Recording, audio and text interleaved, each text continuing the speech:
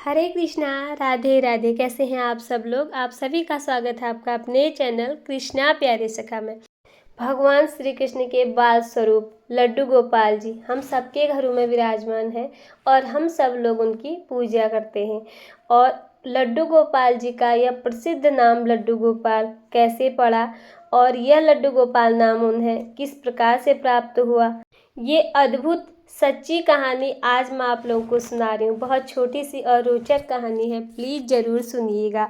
श्री कृष्ण को लड्डू गोपाल जी के नाम से जाना जाता है। श्री कृष्ण के इस बाल स्वरूप की सेवा किसी बच्चे की तरह ही की जाती है। लड्डू गोपाल की प्रतिमा के एक हाथ में लड्डू है और उनका यह बाल स्वरूप बहुत ही सुंदर और अद्भुत लगता है।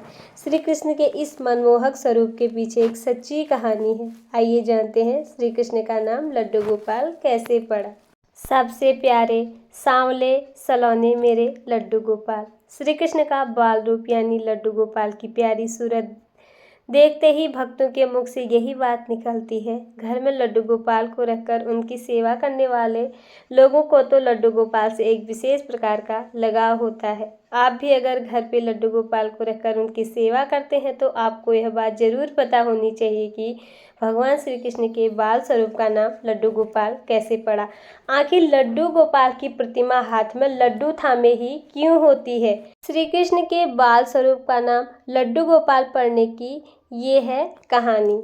एक पौराणिक कहानी है कि ब्रज की भूमि पर श्री कृष्ण के परम भक्त कुंभन दास रहते थे। कुंभन दास हमेशा ही ठाकुर जी की भक्ति में लीन रहते थे। कुंभन दास का एक बेटा था रघुनंदन। रघुनंदन बहुत ही सरल और भोला था। एक दिन कुंभन दास को एक नगर में प्रभु श्री कृष्ण का कीर्तन करने का बुलावा आया। कुंभन दास पहले तो अपनी श्री कृष्ण की भक्ति को छोड़कर नहीं जाना चाहते थे, लेकिन फिर लोगों के समझाने बुझाने पर कुंभन दास मान गए और कीर्तन करने के लिए चले गए। जाते जाते कुंभन दास ने अपने बेटे रघुनंदन को जिम्मेदारी सौंपी कि वो रोजाना श्री कृष्ण को भोग लगाने के बाद ही भोजन करे। कुंभन दास के चले जाने के बाद रघुनंदन ने खाने से भरी थाली श्री कृष्ण की मूर्ति के सामने रख ली। रघुनंदन इतना भोला था कि उसे लगा कि श्री कृष्ण स्वयं अपने हाथों से खाना खाएंगे, लेकिन थाली यूं ही भरी रखी रही। यह देखकर रघुनंदन रोने लगा और रो रो कर श्री कृष्ण से खाना खाने की प्रार्थना करने लगा। यह देखकर श्री कृष्ण ने बाल रूप धारण किया और थाली का भोजन खत्म कर दिया। इसके बाद जब कुंभन दास घर वापस लौटे तो उन्होंने अपने बेटे से भोग लगाया हुआ प्रसाद मांगा, लेकिन रघुनंदन ने बड़े ही भोलेपन से कहा कि ठाकुर जी ने मेरा भोजन खा लिया। यह सुनकर कुंभन दास को लगा कि शायद उनके बेटे रघुनंदन ने सारा भोजन खा लिया है और अब झूठ बोलकर बचना चाह रहा है। इसी तरह कुंभन दास जब भी कीर्तन करने जाते अपने बेटे को श्री कृष्ण को भोग लगाने के लिए कहते थे। रोजाना भोग का प्रसाद नहीं बचता था और पूछने पर रघुनंदन वही बात दोहरा देते कि सारा भोजन श्री कृष्ण ने खा लिया। इसके बाद एक दिन कुंभन दास ने लड्डू बनाकर भोग की थाली में रखी और बेटे रघुनंदन को भोग लगाने के लिए कहा। कुंभन दास छुपकर देखने लगे कि आखिर सच क्या है। उस दिन भी यही हुआ।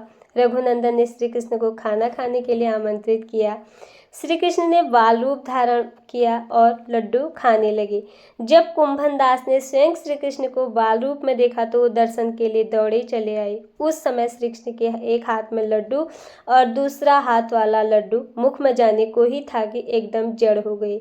इस घटना के बाद ही उनकी इसी रूप में पूजा की जाती है और श्री कृष्ण के इस बाल स्वरूप को ही लड्डू गोपाल कहा जाने लगा।